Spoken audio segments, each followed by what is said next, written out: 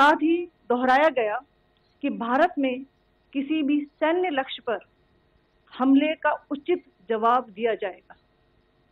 7 से 8 मई 2025 की रात को पाकिस्तान ने उत्तरी और पश्चिमी भारत में स्थित कई सैन्य ठिकानों को, जैसे कि अवंतीपुरा, श्रीनगर, जम्मू, पठानकोट, अमृतसर, कपूरथला, जालंधर, लुधियाना, आदमपुर, भटिंडा, चंडीगढ़, नाल, फलौदी, उत्तरलाई और भुज पर ड्रोन और मिसाइलों से हमला करने का प्रयास किया। इन हमलों को इंटीग्रेटेड काउंटर यूएस ग्रिड और वायु रक्षा प्रणालियों द्वारा निष्क्रिय कर दिया गया। इन हमलों का मलबा कई स्थानों से बरामद हुआ, जो कि पाकिस्तानी हमलों का प्रमाण है।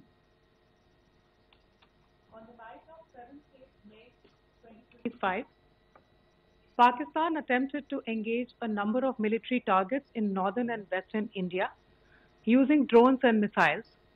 These places included Avantipura, Srinagar, Jammu, Pathankot, Amritsar, Kapurthala, Nal, Jalandhar, Ludhiana, Adampur, Bhatinda, Chandigarh, Falodi, Uttarlai and Bhuj. These were neutralized by the integrated counter unmanned aerial system and other air defense systems. The debris of these attacks is now being recovered from a number of locations that prove the Pakistani attacks. आज सुबह भारतीय सशस्त्र बलों ने पाकिस्तान के कई स्थानों पर वायु रडार और को निशाना बनाया। भारत की प्रतिक्रिया समान क्षेत्र में समान तीव्रता के साथ की गई। यह विश्वसनीय रूप से ज्ञात हुआ कि लाहौर में स्थित एक वायु रक्षा प्रणाली को निष्क्रिय कर दिया गया। Today morning, Indian Armed Forces targeted air defense radars and systems at a number of locations in Pakistan. Indian response has been in the same domain with the same intensity as Pakistan. It has been reliably learned that an air defense system at Lahore has been neutralized. Pakistan ने नियंत्रण रेखा पर आकरण गोलीबारी की तीव्रता बढ़ा दी है, जिसमें कुपवाड़ा, बारामूला, उरी, पुंछ, मेंढर और राजौरी क्षेत्रों में मोर्टार और भारी तोपखाने का इस्तेमाल किया जा रहा है। Pakistan has increased the intensity of its unprovoked firing across the line of control using mortar and heavy calibre artilleries in areas in Kupwara, Baramulla, Uri, Poonch, Mendhar and Rajouri sectors in Jammu and Kashmir. 16 innocent lives have been lost, including 3 women and 5 children, due to the Pakistani firing. Here too, India was compelled to respond to bring mortar and artillery fire from Pakistan to a halt. Indian Armed Forces reiterate their commitment to non-escalation, provided it is respected by the Pakistan military. Jai Hind.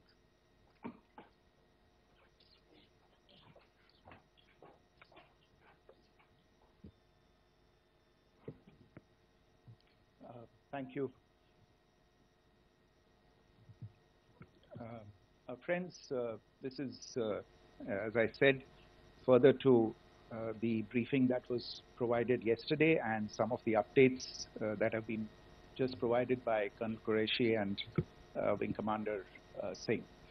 I thought that we would just put some of the aspects related to the events that started on 22nd April with the barbaric terror attack in Pahalgam into further context, because there is a certain amount of commentary that has happened with regard to the events since then, and more than the commentary, there has been a lot of disinformation that has been directed at us from across the border.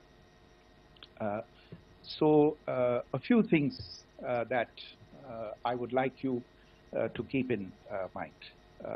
First of all, there is mention on all sides of escalation. I think the first point that you have to keep in mind is the attack of 22nd April in Pahalgam is the original escalation. ये जो सिलसिला है जो हम देख रहे हैं आज की घटनाओं को लेके, ये 22 अप्रैल के पहलगाम के हमले से शुरू हुआ है. एस्केलेशन वहां पे हुआ है और उस एस्केलेशन का जवाब भारतीय सेना ने, भारतीय फौज ने कल अपने एक्शन से दिया है.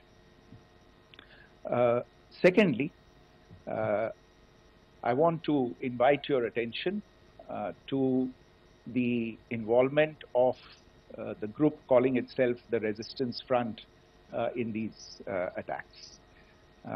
I pointed this out yesterday that this is a group that is a known front for the well-known Pakistan-based terrorist organization, Lashkar-e-Taiba. The group has been reported earlier. I mentioned to you about the Indian authorities providing information to the UN 1267 Sanctions Monitoring Committee. In fact, we are going to be meeting with the team again very soon, and we will be providing an update to the information that we have provided earlier. But what is interesting, दिलचस्प बात यह है कि संयुक्त राष्ट्र की सुरक्षा समिति में जब पहलगाम के हमले को लेके एक प्रेस वक्तव्य जारी करने की बात चल रही थी, तो आप सोचिए किस देश ने टीआरएफ का, द रेजिस्टेंस फ्रंट का उसमें मेंशन किया जाना, उसको अपोज किया, पाकिस्तान ने. This was after the fact that the TRF claimed responsibility for this attack not once but twice, within a few hours after the incident on the 22nd of April, and then again on the morning of 23rd April. And it is perhaps only after the full gravity of the incident was realized by its masters and handlers across the border that it was managed to back off from this claim. Obviously, that retraction doesn't convince anybody. तीसरी चीज जो मैं आपसे कहना चाह रहा था, और कर्नल कुरैशी और विंग कमांडर सिंह ने कल भी बड़े स्पष्ट शब्दों में और आज भी आपसे ये बात साझा की है. जो भारतीय रिस्पॉन्स है वो नॉन एस्केलेटरी है, प्रिसाइज है, सटीक है, मेजर्ड है और कंसिडर्ड है. Our intention has not been to escalate matters. We are only responding to the original escalation, as I said, and our response has been targeted, precise, controlled and measured. Only no military targets have been selected.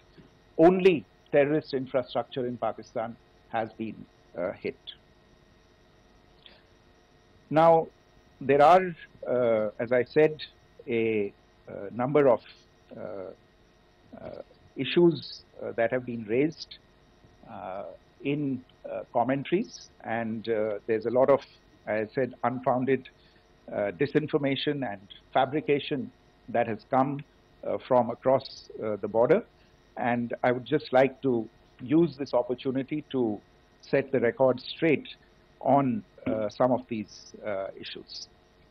The first of these is Pakistan trying to wash its hands off any and all involvement with terrorism.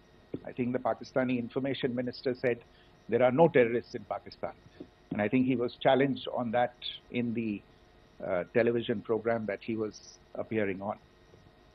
But even if I partially repeat myself from yesterday, I think Pakistan's reputation as the epicenter of global terrorism is rooted in a number of instances where concrete evidence is available, not just to India, but to governments and authorities and agencies around the world.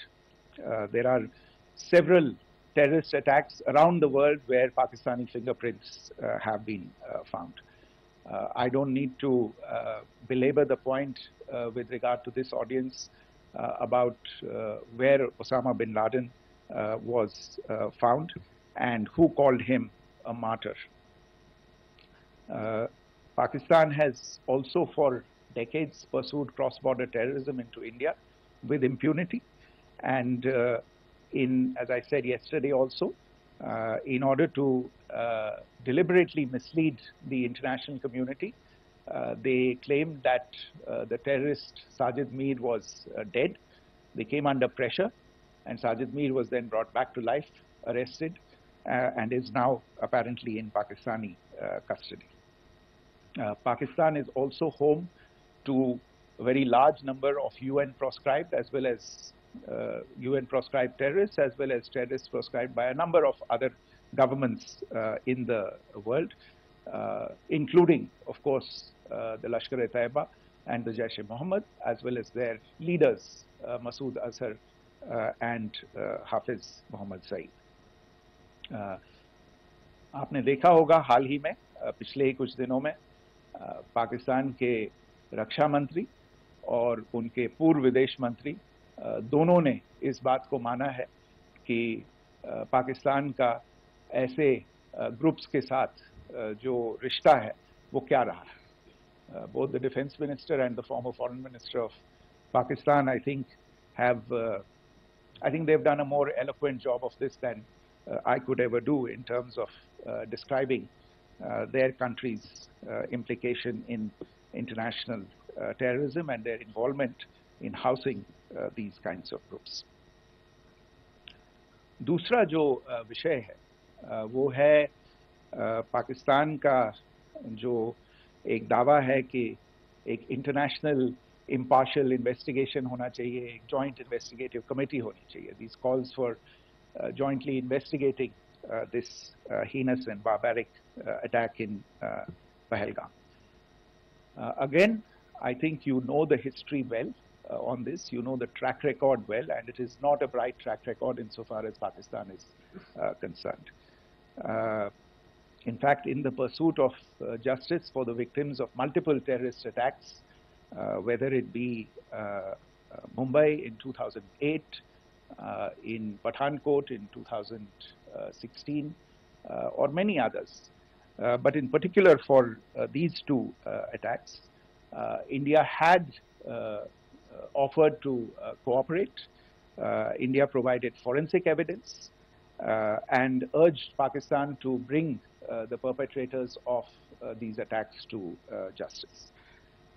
We, in particular with regard to the Mumbai attacks of 2008, where a Pakistani Lashkar-e-Taiba terrorist was captured alive, India provided extensive information and evidence related to the involvement of Pakistani terrorists in this attack.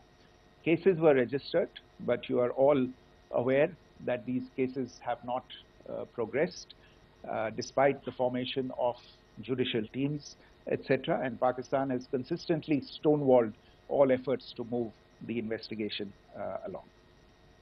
In fact, with regard to the Pathankot attack as well, a joint investigative team was formed. We gave access, unprecedented access, I should say, to Pakistani team to the site of the attack.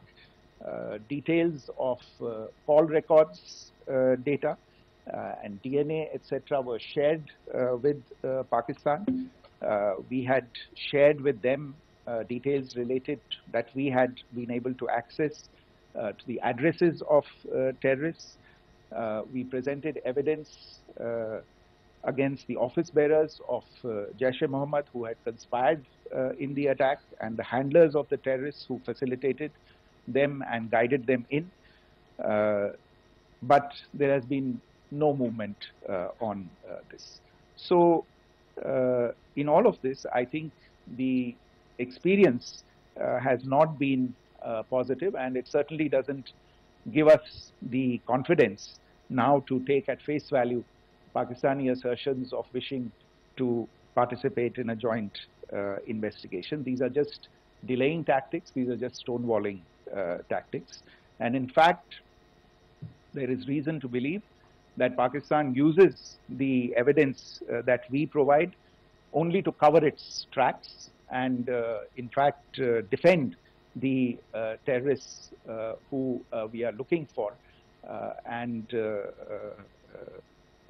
obstruct the path of investigation. A third point that I wanted to address was the claim that only civilians were killed in the strikes on the 7th of May. We have made the point very clearly that all attacks on the morning of 7th May were against carefully selected terrorist infrastructure, terrorist targets. It is not clear to us, in fact, seeing some of the coverage of the after effects of these strikes, including the funerals for the terrorists that were held yesterday. I think a lot of you have seen the reports and the coverage on media.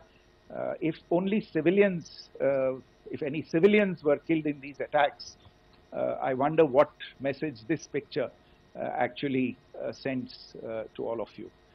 This is a question that is worth asking. It's also odd that the funerals of civilians are carried out with the coffins being draped in Pakistani flags and state honors being accorded. As far as we are concerned, the individuals eliminated at these facilities were terrorists.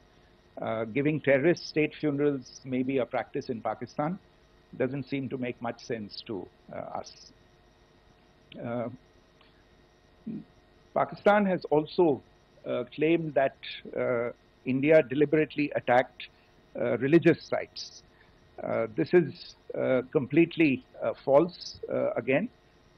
I have made it clear that the targets were terrorist infrastructure, terrorist facilities, and locations connected clearly with incidents of cross-border terrorism into India. And it is in fact Pakistan that is misusing religious sites as a cover to in fact radicalize, direct and indoctrinate and train terrorists. In fact, contrary to what Pakistan is claiming, yesterday Pakistan launched a targeted attack on the Sikh community in the state of Jammu and Kashmir, hitting Gurdwara in Poonch and the homes of Sikh community members, which came under attack. And we know that at least 3 individuals were killed in that particular attack. Pakistan is also making attempts to, in fact, just to add to this point, the retaliatory action that Pakistan has taken, in fact, is impacting civilians. I showed you the picture of the Gurdwara and the Sikh community members who were killed in this.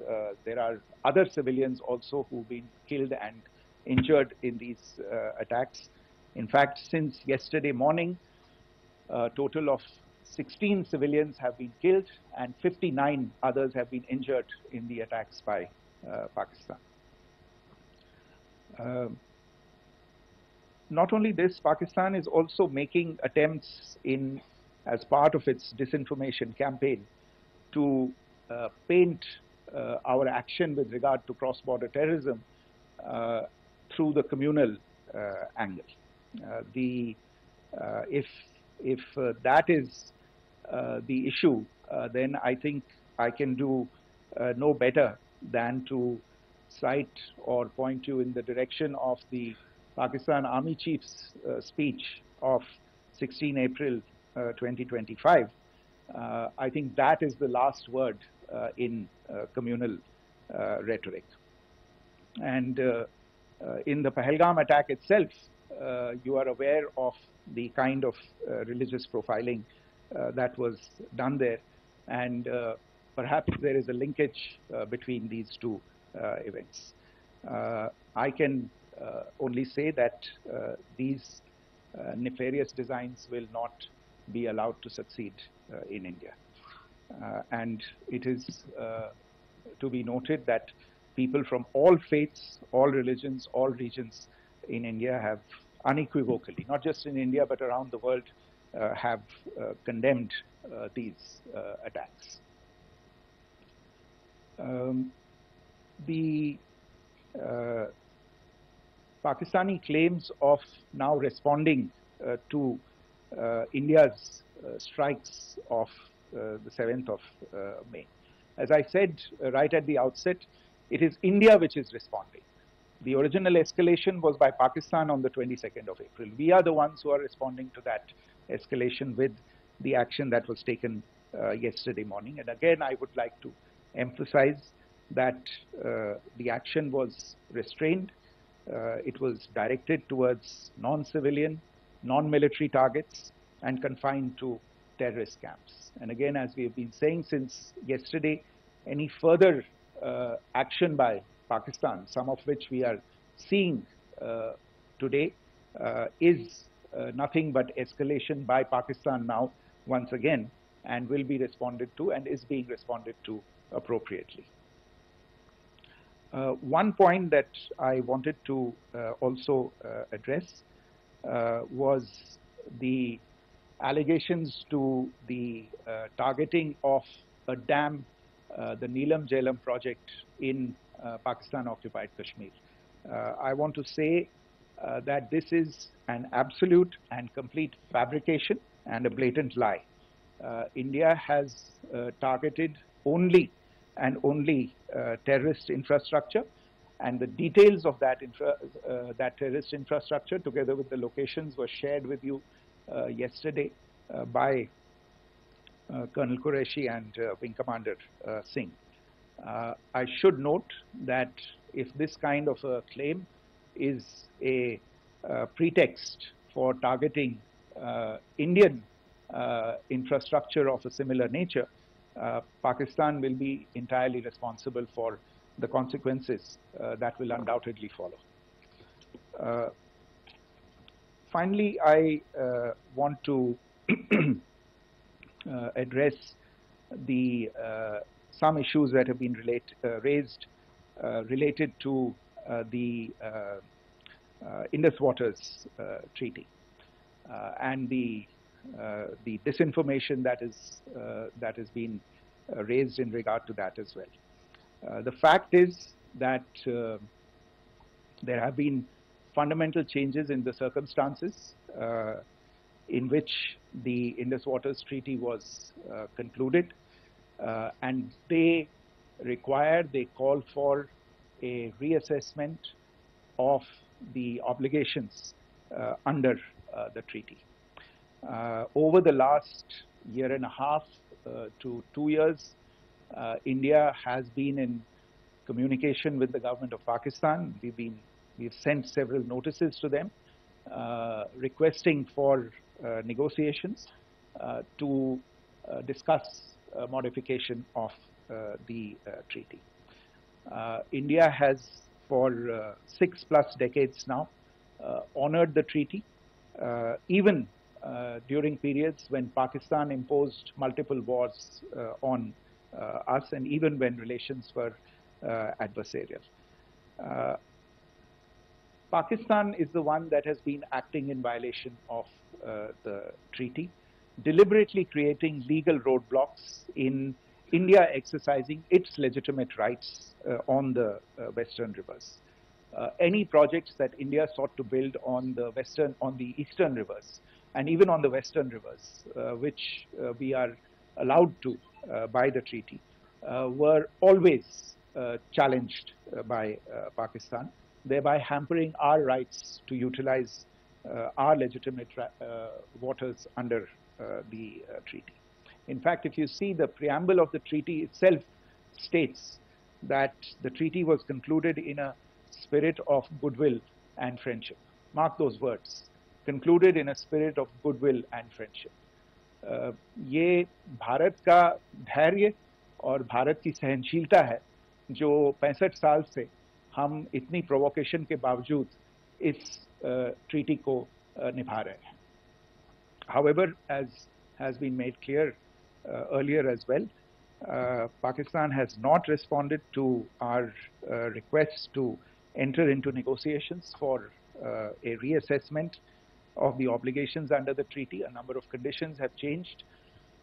This is a treaty that was based on the engineering techniques of the 50s and the 60s. We are living through the first quarter of the 21st century. Technological changes and technological advancements have to be taken into account. There are demographic changes. There are climate changes that have taken place. There is the imperative of clean energy. And of course, the terrorism that Pakistan has wreaked in the state of Jammu and Kashmir itself has hampered India's ability to exercise its rights under the treaty. Pakistan's persistent refusal to respond to our request to enter into government-to-government negotiations on the modification of the treaty is, in a sense, itself a violation of the treaty. And therefore, India has taken the step of putting the treaty in abeyance until Pakistan abjures irrevocably its support for cross-border terrorism. Maybe I'll stop there. I mentioned earlier yesterday as well that this is an evolving situation. I would therefore ask all of you to be considerate and restrained. It will not be possible for us or my colleagues from the armed forces to share operational details at this point in time. Beyond that, if you have any questions, may I have time for only a few, and I'll try to answer those questions.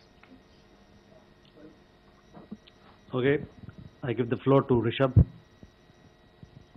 One Secretary, good evening. This is Rishabh from Times Now. I just wanted to understand, as per the press release that has been released earlier today, it says that we have successfully hit at the air defense of Lahore. Does it give our forces a better chances if in case of further escalation? And are there other air defense places as well at strategic location that were targeted? Rishabh, you are violating the first rule that I set out at the end of my remarks. The press release that has been issued by the Ministry of Defense today speaks for itself. It is related to operational matters. It's been released by the Ministry of Defense. As more information becomes available, it will be released at the appropriate time. Once again, please don't go into operational details at this point in time, because this is a constantly evolving situation. Yeah, go ahead. Foreign Secretary Smita Sharma, just wanted to ask, the Pakistani Minister Ishaq Dar in an interview has claimed that the national security advisors of India and Pakistan have spoken to each other. If you could confirm or deny, and is complete severance of diplomatic ties with Pakistan also on the table? I have no information with regard to contacts between the two national security advisors. Insofar as diplomatic relations are concerned, you've seen the steps that were announced in response to the following the meeting of the Cabinet Committee on Security on the 23rd of April. There are no further steps that are under consideration at this moment in time. Here, go ahead. Foreign secretary, मेरा नाम मनीष है, मैं TV9 Bharatvarsh से हूं और आपने खुद ही बताया कि कितना मिस इन्फॉर्मेशन क्रॉस बॉर्डर से आ रहा है। बल्कि ऐसा लग रहा है जैसे पाकिस्तान के प्राइम मिनिस्टर और डिफेंस मिनिस्टर तक भी प्रोपेगेंडा करने में मिस इन्फॉर्मेशन में आ गए हैं। वो कई बार तो ये तक दावा करते हैं कि हम 3 राफेल हमने गिरा दिया, इतने हमने मिग गिरा दिए, और जब उनसे पूछा जाता है तो वो कहते हैं कि सोशल मीडिया में हमने ये सब चीज़ें देखी थी। तो अगर आधिकारिक तौर पर अगर आप कुछ कह सकें इस पर, ताकि उन्हें भी समझ में आए कि इस तरह के प्रोपेगेंडा नहीं चलने वाला है। देखिए, जब सही समय होगा तो आधिकारिक तौर पे इसके बारे में सूचना दी जाएगी। लेकिन जो आपका प्रश्न है कि प्रधानमंत्री और उप प्रधानमंत्री और विदेश मंत्री, उनके रक्षा मंत्री इस तरह की बातें कर रहे हैं, तो इसमें अचरज की कोई बात नहीं है।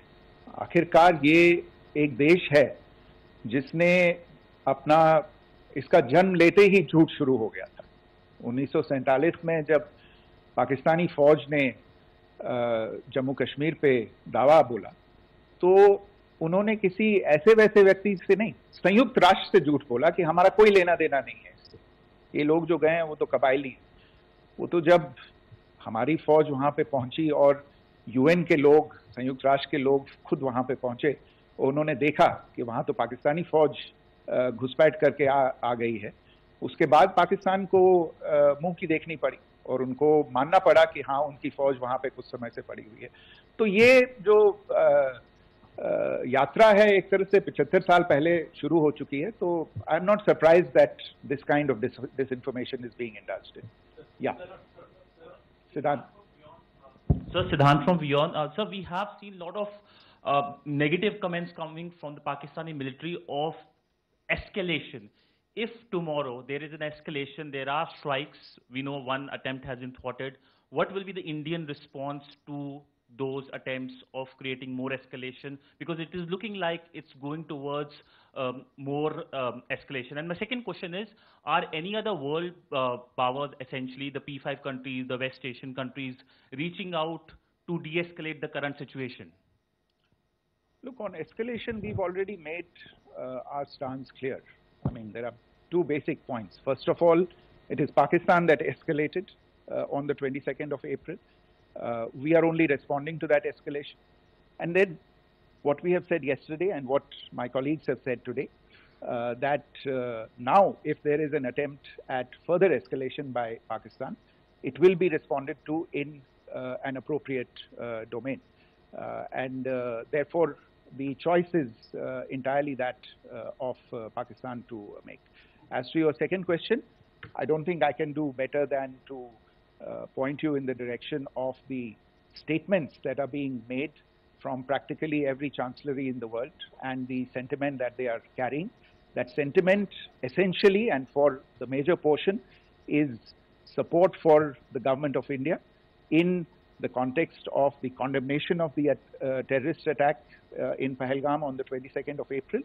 There is wide recognition of the government of India's right to respond to these attacks in self-defense, and of course a desire to ensure that there is not further escalation. I think these statements speak for themselves. Yeah. So this is Mausami from India Today. Now in the all-party meeting, we have learned that the defense minister has said that, you know, in the operations in Sindoor, almost 100 terrorists were killed. Would we have any details about what is the number like, and also about if there were any big faces, masterminds, terrorist masterminds who were in fact killed? There is also a report that Masood Azhar's family's 10 members have been killed, and Rauf Asghar, who was actually the mastermind of Pulwama, he's also been badly, severely injured. I don't have information at this point in time to share with you on these issues. But as I said, I think, you know, there is so much information out there on television, in the news media, in social media, that it sometimes looks like a long time has passed since this. Please understand that slightly over 36 hours only have passed since this operation was undertaken. Let us have some patience. Information will come out and will be shared in due time. Shruti. Thank you, Foreign Secretary. Shruti Ranjan from Bloomberg. Sir, could you give us any understanding whether India has moved the IMF or the World Bank to kind of, sensitize them about the the bailout that Pakistan has, and the kind of stuff that the Pakistan government is doing? Look, we have an executive director at the IMF. Tomorrow there is a meeting of the board of the IMF, and I'm sure that our executive director will put forward India's position.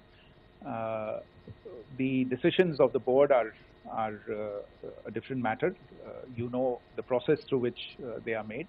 But I think the case with regard to Pakistan should be self-evident to those people who generously open their pockets to bail out this country. And since you are from Bloomberg, I think you would have the data on how many IMF bailout programs have been, very good, thank you, have been sanctioned in the space of the last 3 decades. And I think you would also have an idea of how many of those programs have actually reached successful conclusion. Probably not many. So I think this is a decision that board members have to take by looking deep within themselves and looking at the facts. So we can, one last question, sir. Sure. One last question. Foreign Secretary, I'm Siddhant from CNN News 18. I would like to know, since it's an opportunity to speak to you, I would like to know the response coming from United States since last 3 weeks. Saudi Arabia, Qatar. In fact, Prime Minister Modi spoke to Qatar before the strikes that evening. Perhaps how do you read the support coming from these countries? Perhaps traditionally they were seen on the other side. This time around, their statements are strong worded. In fact, India-Saudi joint statement also had a very strong condemnation, strong worded condemnation. United States at all levels have condemned the attack and have extended support. In fact, Saudi Deputy Foreign Minister is in India. He just met EMS Jaishankar. Also, if you could shed some light on his visit, his meeting with EMS Jaishankar. In fact, we have also been told that he met Prime Minister Modi. Thank you. Look, all the countries that you named and many others, we have been in touch with them. The Prime Minister has spoken to a large number of world leaders. A large number of world leaders have called him, as have called the External Affairs Minister. As we speak, there are conversations going on today as well with world leaders. And your assessment or conclusion of the general tenor of these messages is very much on point. And I think this is a recognition of the fact, firstly, of the barbaric nature, the unprecedented nature and character and features of the attack in Pahalgam, and a recognition of India's right to respond to this, and also a recognition of the fact that in responding, we have been nothing but responsible and have done so in a restrained, in a measured, and in a non-escalatory manner. I think that counts for something. People have taken that into account, and that is what is explaining the kinds of reactions that we are seeing. And we appreciate the sentiments and the statements that have been made by the vast majority of world leaders. Yes, the Saudi Minister of State for Foreign Affairs is in Delhi. He had a meeting with the External Affairs Minister earlier today. I don't have further details at this moment, but if there are details, the ministry will share them at some point with you. Thank you. I think that's all we have time for today. We'll join you again soon. Thank you all. Thank you.